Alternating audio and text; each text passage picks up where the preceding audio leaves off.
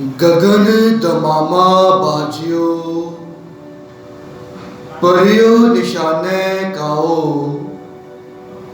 खेत जो मांडियो सूरमा अब जूझन को दाओ सूरा सो पहचानिए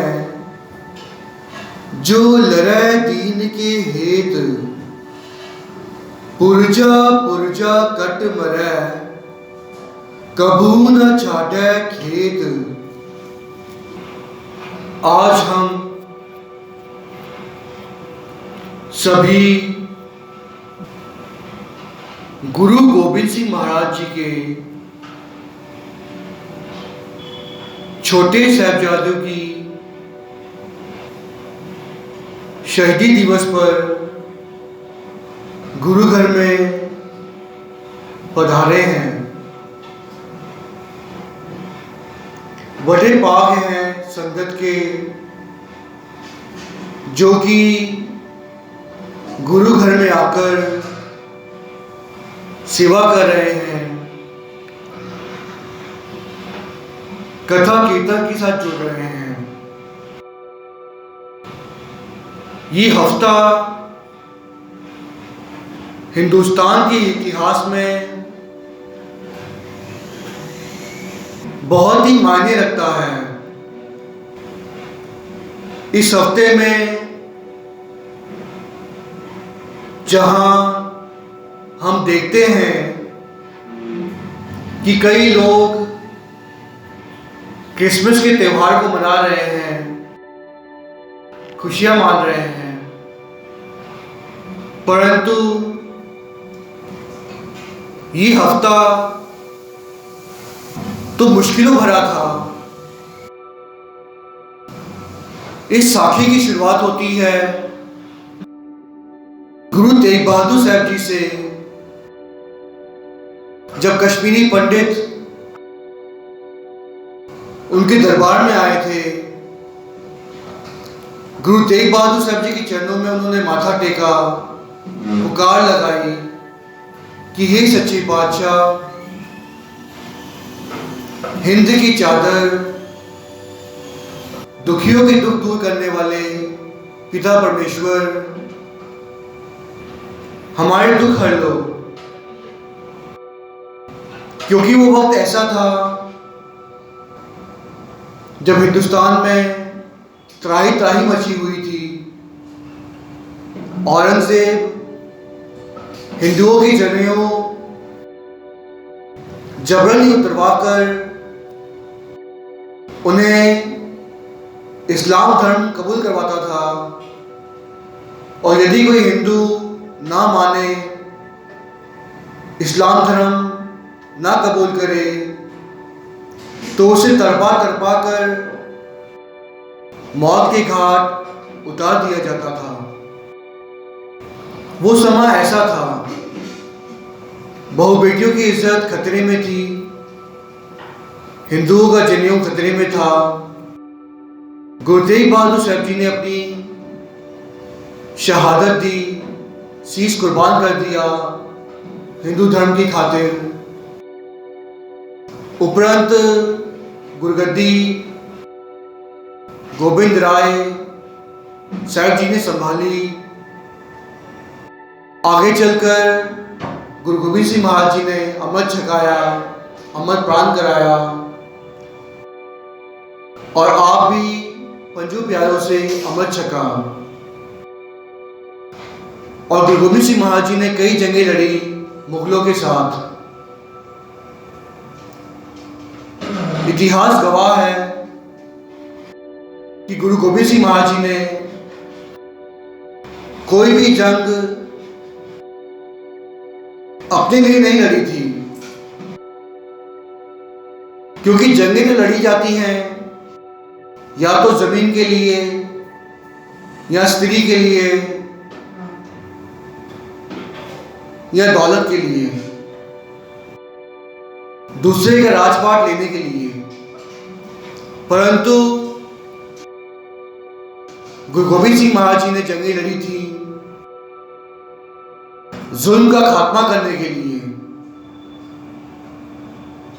हिंदुस्तान में जहां पर राजनीति चल रही थी, मुगलों का राज था, हिंदुओं पर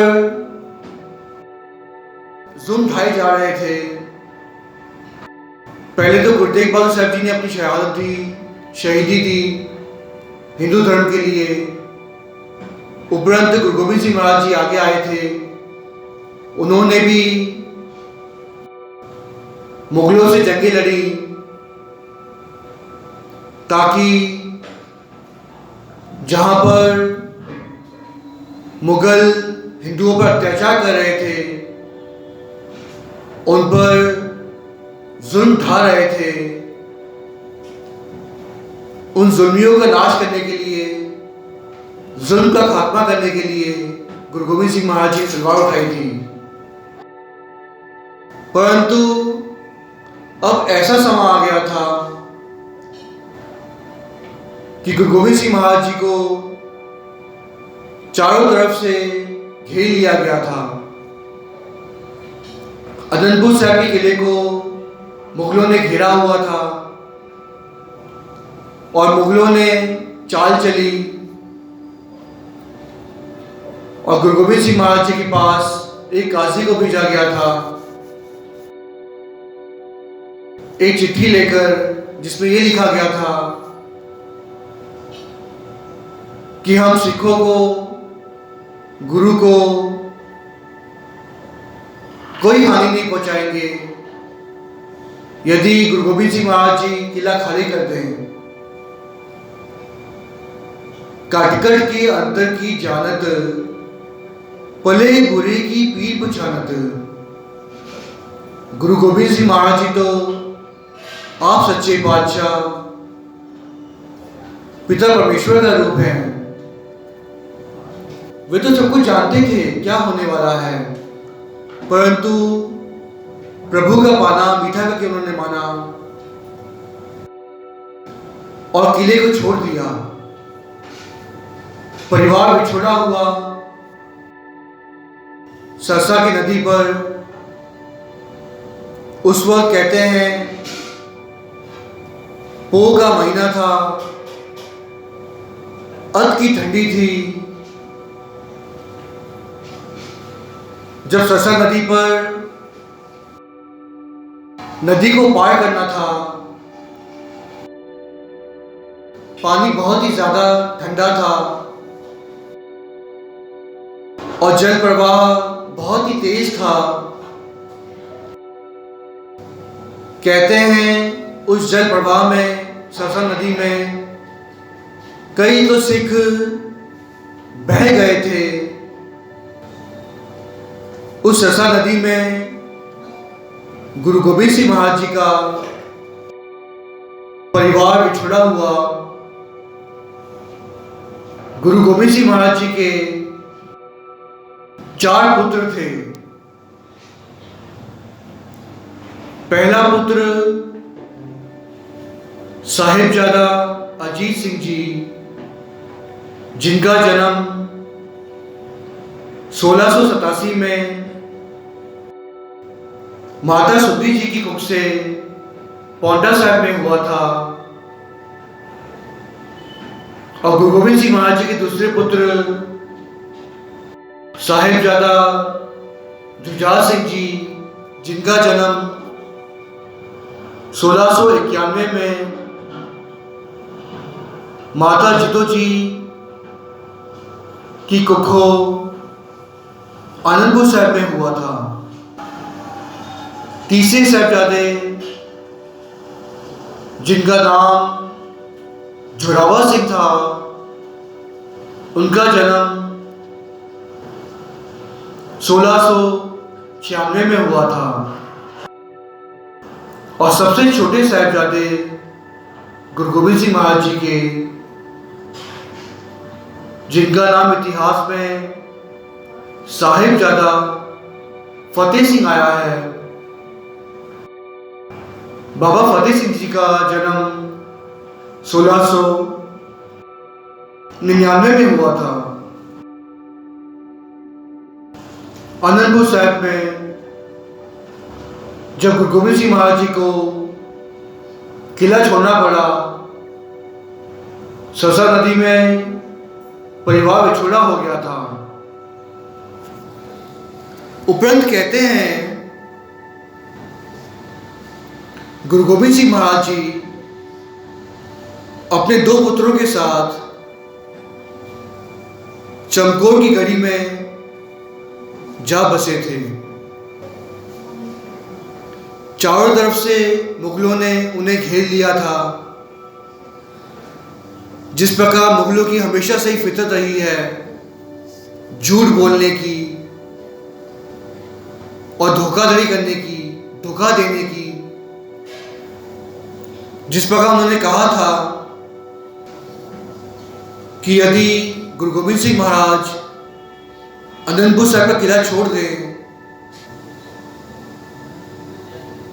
तो वो कोई हानि नहीं पहुंचाएंगे। सिखों का कहा मानकर, माता गुजरी जी की बात मानकर जब गुरु गोबिंद सिंह महाराज किले से बाहर निकले थे तो मुगलों ने पीछे से हमला कर दिया था, घेरा पा लिया था, जिसके कारण गुरु गोबिंद सिंह महाराज जी को सरसा की नदी पार करनी पड़ी, जहां पर उनका परिवार बिछड़ा हुआ। चमकौर की गढ़ी में घमासान युद्ध हुआ। गुरु के कई सिख उस घड़ी में शहीद हुए। गुरु गोबिंद सिंह महाराज जी के लिए सिखों में और साहिबजादों में कोई अंतर नहीं था। जिस प्रकार हम संसार में आम देखते हैं कि कोई भी राजा होता है वो अपने सैनिकों को, अपने योद्धाओं को, अपने मंत्रियों को, यहां तक कि अपनी प्रजा को भी शहीद करवा देता है, परंतु अपने बच्चों की जान बचवा लेता है। परंतु गुरु गोबिंद सिंह महाराज, उनके लिए तो गुरु के सिख और गुरु के साहिबजादे एक बराबर थे। जहां पर गुरु के सिख शहीद हो रहे थे, गुरु चाहते तो साहिबजादों को चमकौर की गढ़ी से बचा लेते, परंतु उन्होंने ऐसा नहीं किया। हिंदू धर्म के लिए पहले तो उन्होंने अपने पिता को वार दिया। गुरु तेग बहादुर साहब जी की शहीदी हुई। उपरंत कहते हैं जब चमकौर की गढ़ी में घमासान युद्ध हो रहा था, हजारों की फौज मुगलों की कुछ चंद सिखों पर हमला कर रहे थे, जहां पर सिख शहीद हो रहे थे। कहते हैं गुरु गोबिंद सिंह महाराज जी के सबसे बड़े साहिबजादा अजीत सिंह जी गुरु गोबिंद सिंह महाराज जी के सामने आए। जब गुरु गोबिंद सिंह महाराज चमकौर की गढ़ी में सबसे ऊंचे स्थान पर बैठे थे और देख रहे थे चलते हुए युद्ध को, साहिबजादा अजीत सिंह जी ने गुरु गोबिंद सिंह महाराज पिता के चरणों में माथा टेका और आज्ञा मांगी कि हे सच्चे बादशाह, मैं भी जंग में जाना चाहता हूं और शहीद होना चाहता हूं। जानी जाननहार गुरु गोबिंद सिंह महाराज सब कुछ जानते थे कि जंग में क्या होने वाला है, परंतु फिर भी उन्होंने अपने हाथों से साहिबजादा अजीत सिंह जी पर शस्त्र सजाए, उन्हें शस्त्र देकर चमकौर की गढ़ी में आप भेजा था। कहते हैं साहिबजादा अजीत सिंह जी ने चमकौर की गढ़ी में जुल्म का खात्मा किया, मुगलों के छक्के छुड़ा दिए, उन जुल्मी मुगलों को मौत की घाट उतार दिया। परंतु जैसे कि मुगलों की फितरत रहती है, वे हमेशा पीछे से वार करते हैं। साहिबजादा अजीत सिंह जी पर मुगलों ने पीछे से वार किया, जिसके कारण साहिबजादा अजीत सिंह जी बुरी तरह से घायल हो गए। परंतु फिर भी उन्होंने हार नहीं मानी और अपनी कृपान से कई सौ मुगलों को मौत के घाट उतार दिया। परंतु घायल होने के कारण मुगल उन पर हावी हो गए और उन जुल्मियों ने चारों तरफ से घेर कर साहिबजादा अजीत सिंह जी को शहीद कर दिया। साहिबजादा अजीत सिंह जी जिन्होंने जुल्म का खात्मा किया और शहीदी को प्राप्त किया, ये सभी कुछ ऊपर से गुरु गोबिंद सिंह महाराज जी देख रहे थे चमकौर की गढ़ी में से। कहते हैं जैसे ही साहिबजादा अजीत सिंह जी ने आखिरी श्वास लिए, शहीदी को वो प्राप्त हुए, चमकौर की गढ़ी में से गुरु गोबिंद सिंह महाराज जी ने जयकारा लगाया और प्रभु का शुक्रिया अदा किया कि जो पुत्र की दात उन्होंने बख्शी थी, उस पुत्र की दात को उन्होंने धर्म की खातिर वार दिया। उपरंत कहते हैं साहिबजादा जुझार सिंह जी गुरु गोबिंद सिंह जी महाराज जी के चरणों में पधारे। उन्होंने आज्ञा मांगी कि हे सच्चे बादशाह, बड़े भाई अजीत सिंह जी की तरह ही मैं भी युद्ध लड़ना चाहता हूं और शहीद होना चाहता हूं। जरा सोचिए कितना बड़ा जिगरा होगा ऐसे पिता का, जो ये जानता है कि उनके पुत्र चमकौर की गढ़ी में युद्ध स्थल से वापस नहीं आएंगे लौटकर, परंतु फिर भी उन्होंने अपने बच्चों को, अपने साहिबजादों को जंग में भेजा। इसी प्रकार कहते हैं साहिबजादा जोरावर सिंह जी जंग में गए, अपनी कृपान से उन्होंने कई मुगलों का खात्मा किया, जुल्म का नाश किया। परंतु जब मुगलों ने देखा कि साहिबजादा जोरावर सिंह जी उन पर हावी हो रहे हैं और उनकी कई मुगल सेना मारी जा चुकी है, उन्होंने पैंतरा लगाया और चारों तरफ से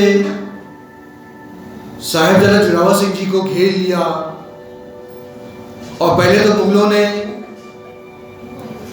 साहिबजादा जोरावर सिंह जी पर पीछे से वार किया, उन्हें बुरी तरह से घायल कर दिया और चारों तरफ से घेर कर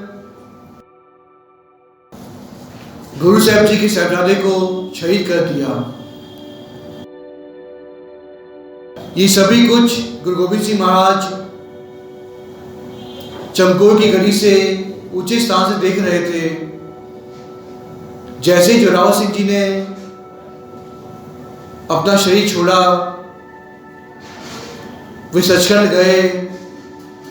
गुरु गोबिंद सिंह महाराज जी ने चमकौर की गढ़ी में से जयकारा लगाया और प्रभु का शुक्रिया अदा किया। धन्य है गुरु गोबिंद सिंह महाराज, जिन्होंने सिखों को और साहिबजादों को एक समान समझा।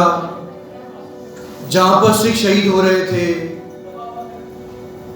वहां पर उन्होंने अपने साहिबजादों को भी शहीद कर दिया। उपरंत घमासान युद्ध हुआ। गुरु गोबिंद सिंह महाराज कहते हैं, मुगलों की सेना के सामने से ही रात के अंधेरे में ताली बजाकर निकले थे और जंगलों में चले गए थे। और दूसरी तरफ सरसा की नदी में जब परिवार उछड़ा हुआ था, तो माता गुजरी जी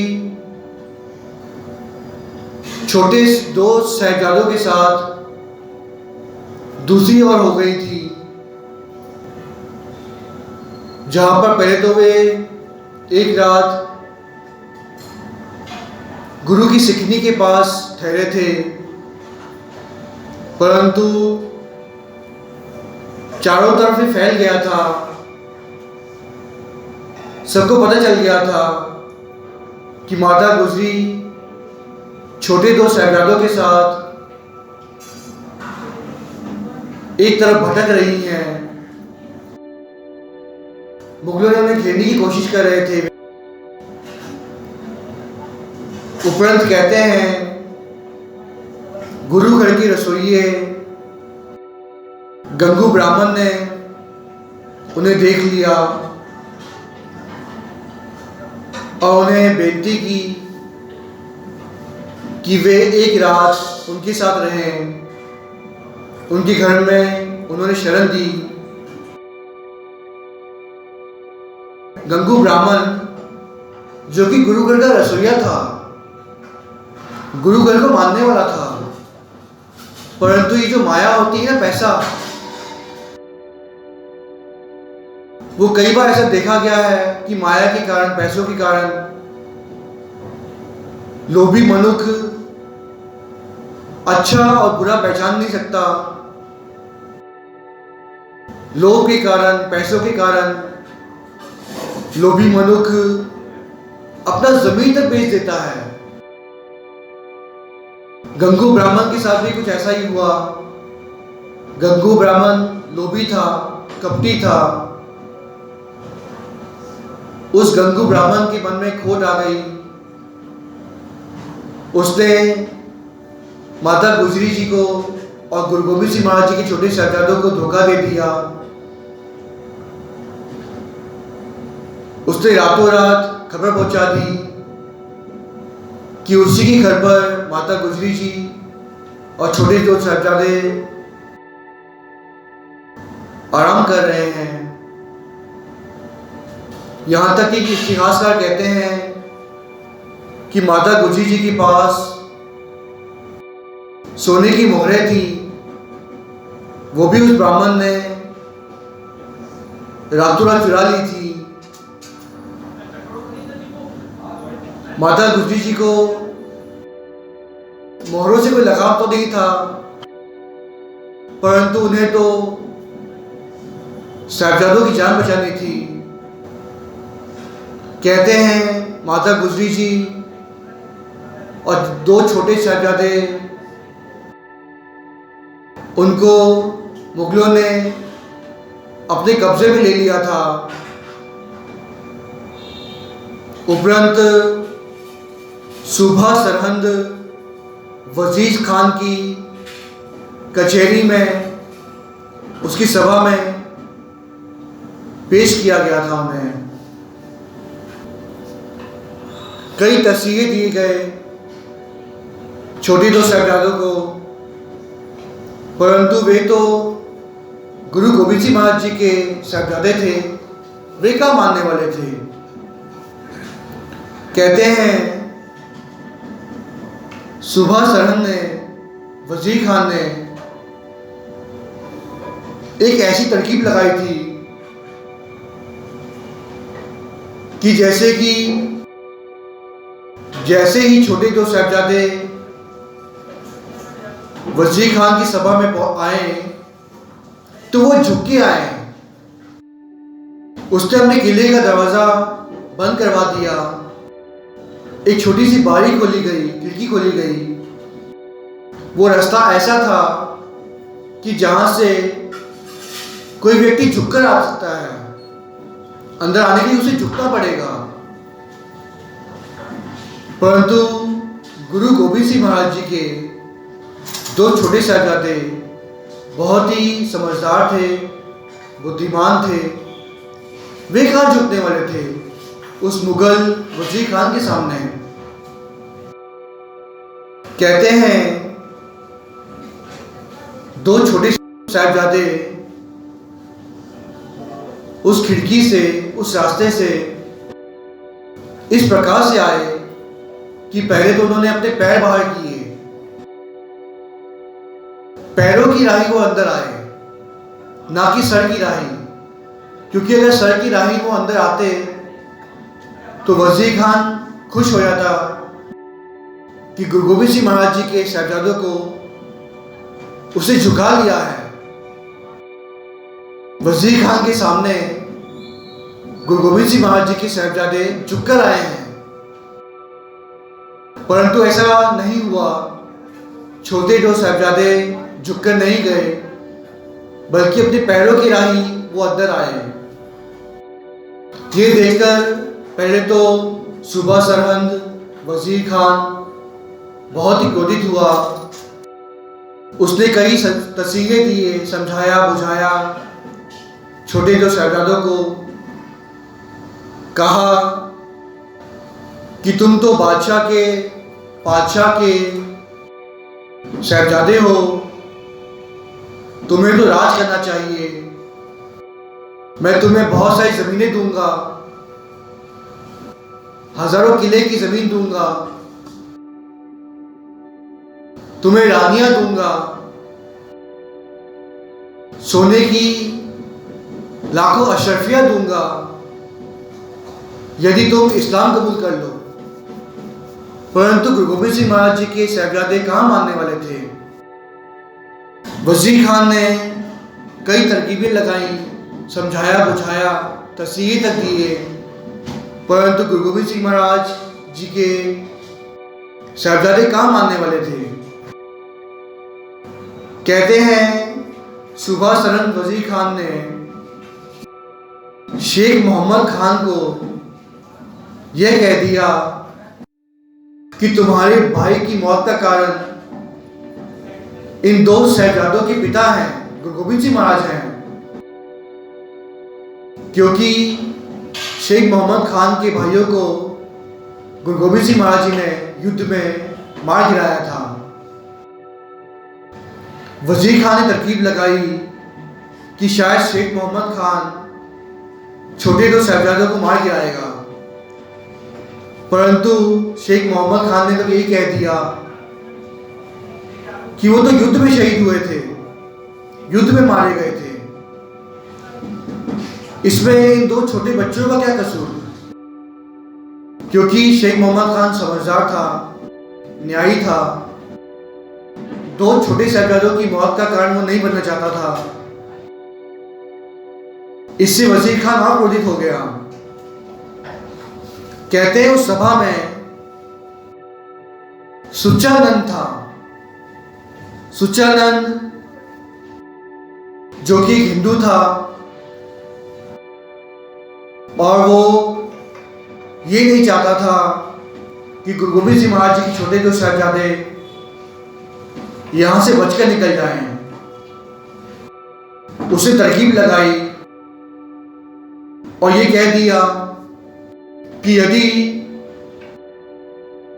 तुम्हें यहां से छोड़ दिया जाए,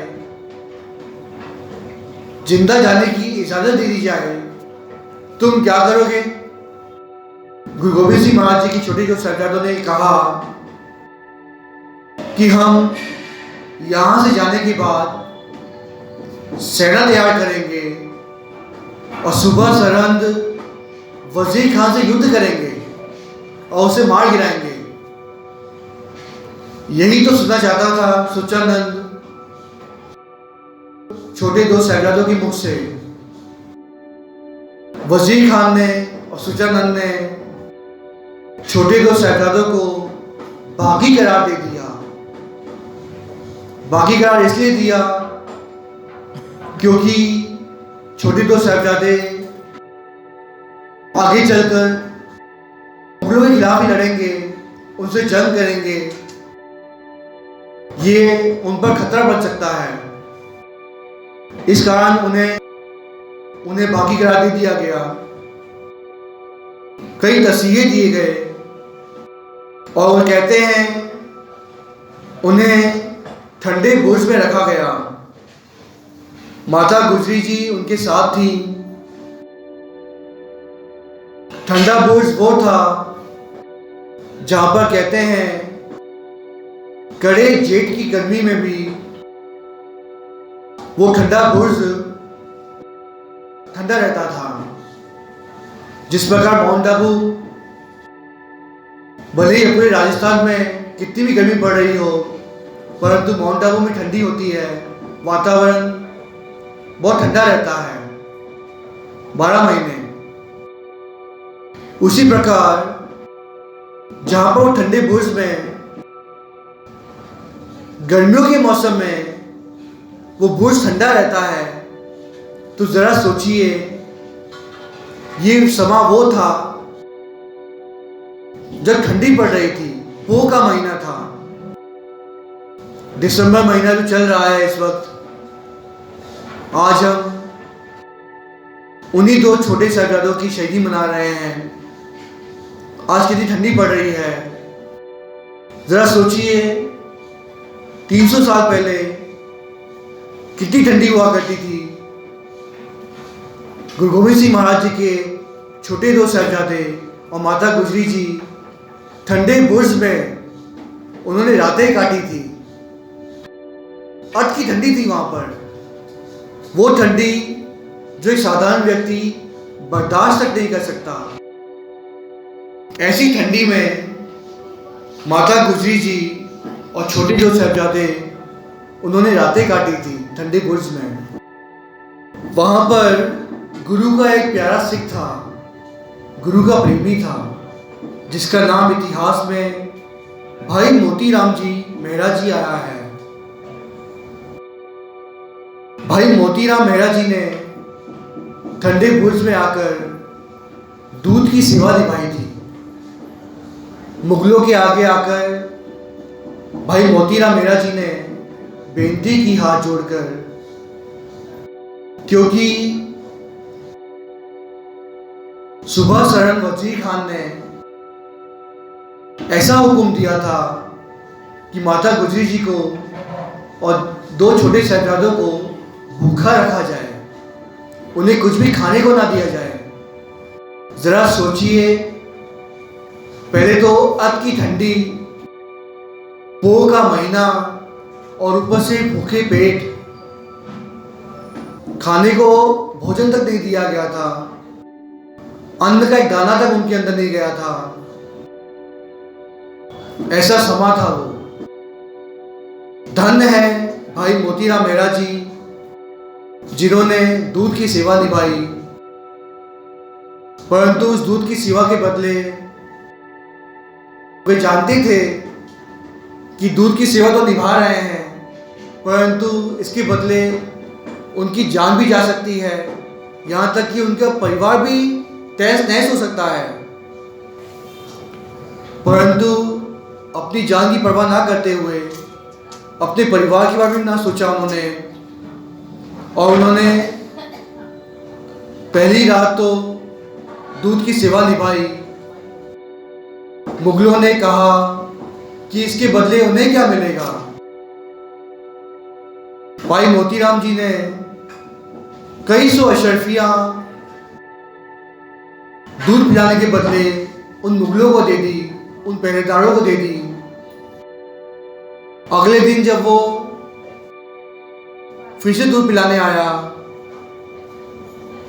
दूध की सेवा उन्होंने निभाना चाहिए, परंतु मुगलों ने उन्हें मना कर दिया था। जैसे तैसे भाई मोतीराम मेहरा जी ने अपना घर तक उन्हें दे दिया, अपना सारा जायदाद, घर बार, जो भी उनके पास अशरफियाँ थी, मोहरें थी, सब कुछ दान कर दिया, सब कुछ उन पहरेदारों को दे दिया, सिर्फ एक गिलास दूध पिलाने की खातिर। जरा सोचिए,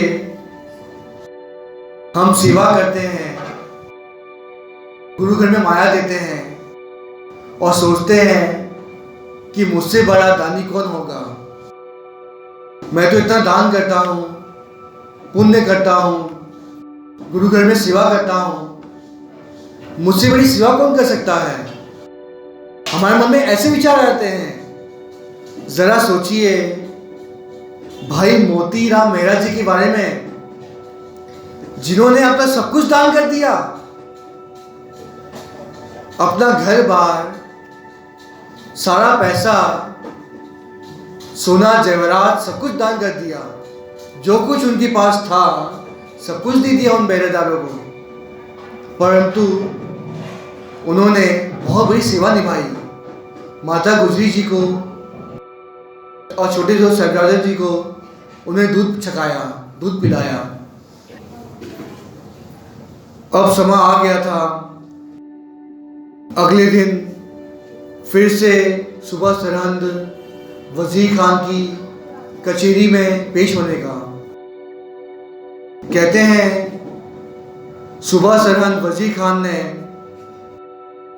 ये हुक्म दे दिया कि दो छोटे साहिबजादों को नियों में चुनवा दिया जाए, परंतु कोई ऐसा मिस्त्री सामने नहीं आ रहा था जिसमें इतनी हिम्मत हो कि गुरु गोबिंद सिंह महाराज जी के छोटे जो साहिबजादा जी को नियों में चुनवा सके। सभी अंदर से समझ रहे थे कि गुरु गोबिंद सिंह महाराज सच्चे हैं, उनके साहिबजादे महान हैं, और सुबह सरहंद वजीर खान गलत कर रहा है। जो आप पिता परमेश्वर का रूप है गुरु गोबिंद सिंह महाराज, उनके बच्चों को शहीद करना चाहता है।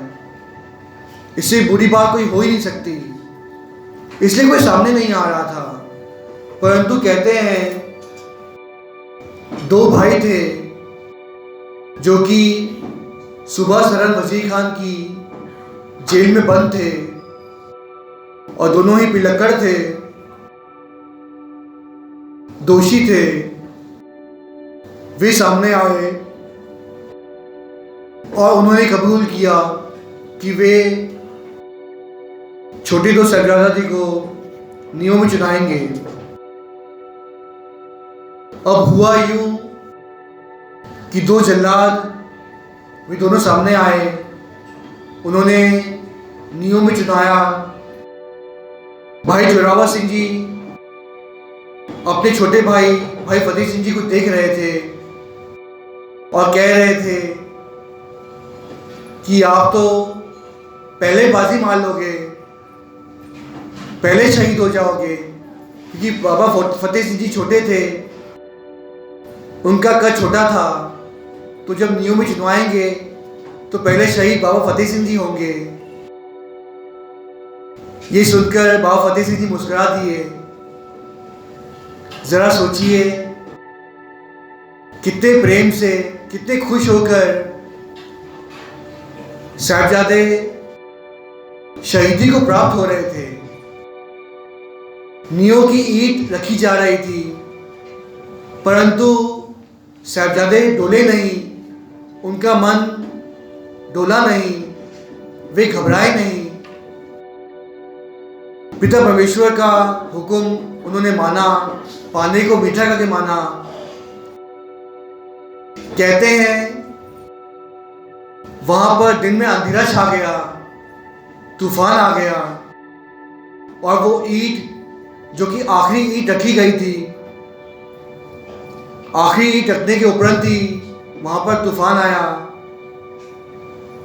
और इससे पहले कि छोटे 2 साहबजादे शहीद होते, वो दीवार अपने आप गिर गई तूफान से। उस दीवार में क्रैक्स आ गए और अपने आप दीवार गिर गई। दीवार की गिरते ही कई मुगलों के दिल तो डोल गए।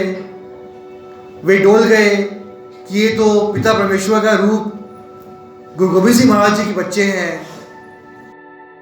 इन्हें शहीद करना यानी कि अपनी मौत को दावत देना।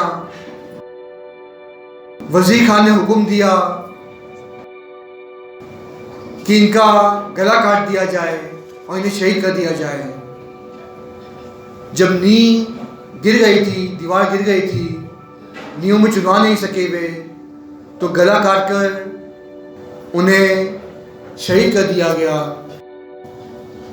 दूसरी ओर ठंडे बुर्ज में नाम जपते जपते माता गुजरी जी ने अपना शरीर त्याग दिया, श्वास छोड़ दिए और सचखंड चली गई। इस प्रकार हुई थी शहीदियां छोटे 2 साहबजादों की। उपरंत कहते हैं शहीदी होने के बाद दीवान टोडरमल सामने आए। उन्होंने बेनती की कि वो सेवा निभाना चाहते हैं, छोटे 2 साहबजादों की अंतिम संस्कार करना चाहते हैं, परंतु मुगल उन्हें ऐसा करने दे नहीं रहे थे। जरा सोचिए, ऐसी फितरत थी मुगलों की, परंतु दीवान टोडरमल जी ने लाखों अशरफियां छोटी सी जमीन पर रख दी, खड़ी करके रख दी थी। कहते हैं वो छोटी सी जमीन पर, 2 गज की जमीन पर, छोटी सी जमीन पर, जहां पर जितनी जमीन पर अंतिम संस्कार किया जा सकता है 2 छोटे साहबजादों का, उतनी छोटी सी जमीन पर लाखों अशरफियां, मोहरें, सोने की मोहरें बिछा दी, खड़ी करके बिछा दी। और कहते हैं पूरी इतिहास में, संसार के इतिहास में वो सबसे महंगी बिकने वाली जमीन थी। जितनी जमीन पर छोटे 2 साहबजादों को उनका अंतिम संस्कार किया जा सकता था, उतनी छोटी जमीन पर अशरफियां बिछा दी। लाखों करोड़ों की, अरबों की वो संपत्ति उन्होंने दान कर दी, बेटे चढ़ा दी, परंतु उन्होंने, दीवान टोडरमल जी ने ये सेवा निभाई, छोटे 2 साहबजादों का अंतिम संस्कार किया, बहुत बड़ी सेवा निभाई थी। और हम सोचते हैं कि हम सेवा करते हैं, दान करते हैं। नहीं भाई, हम क्या दान कर सकते हैं? हम तो कुछ भी दे नहीं सकते। सेवा तो दीवान टोडरमल ने की थी, हम क्या सेवा करेंगे? तो आज हम उन्हीं 4 साहबजादों का शहीदी दिवस मना रहे हैं। हम गुरु घर में आके सेवा करें, सिमरन करें, नाम जपें, उन शहीदों के चरणों पे माथा टेकें और अपना जीवन को सफला करें। धन है गुरु गोबिंद सिंह महाराज, जिन्होंने अपना सर्वंस वार दिया,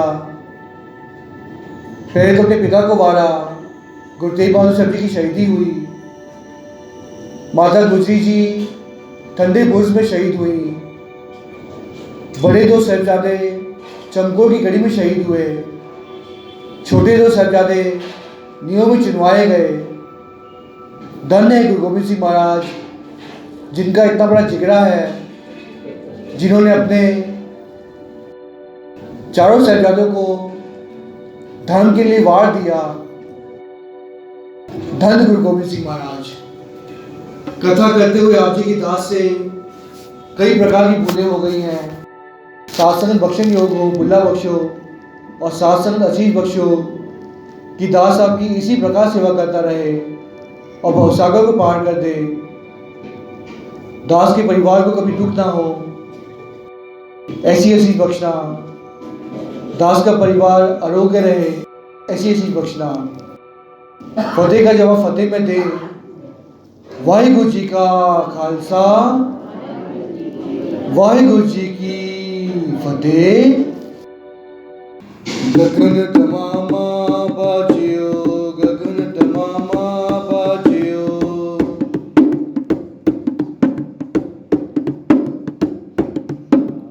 गगन तमामा बाजियो, गगन तमामा बाजियो।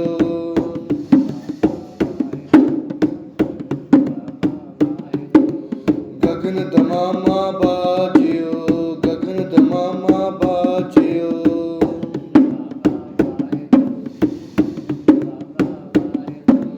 पर्यो निशाने खाओ, पर्यो निशाने खाओ।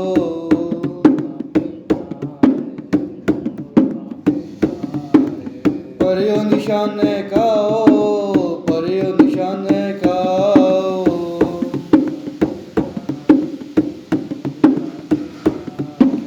खेत जुमांडियो सूरमा, खेत जुमांडियो सूरमा।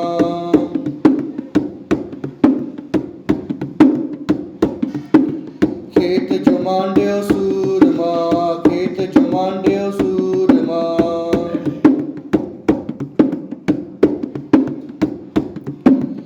अब जूझन को दाओ, अब जूझन को दाओ।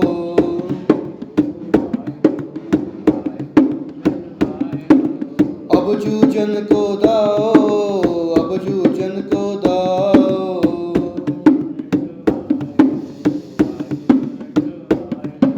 सूरा सो पहचानिए, सूरा सो पहचानिए।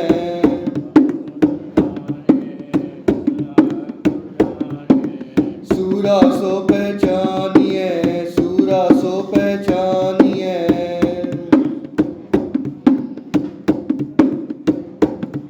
जो लड़े दीन के हित, जो लड़े दीन के हित।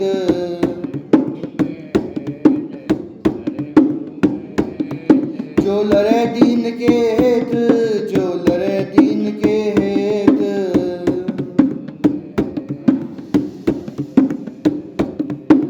पुरजा पुरजा कट मरे, पुरजा पुरजा कट मरे।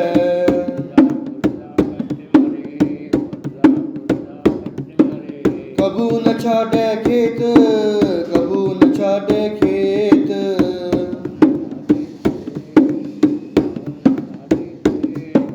पुरजा पुरजा कट मरे, पुरजा पुरजा कट मरे।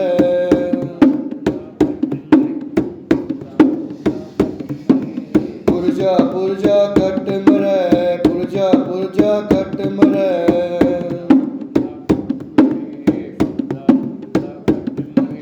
कबू न छाड़े खेत, कबू न छाड़े खेत।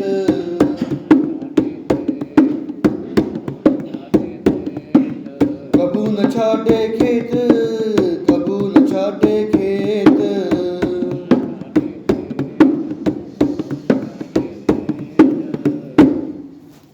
बोले सो निहाल। वाहिगुरु जी का खालसा, वाहिगुरु जी की फतेह।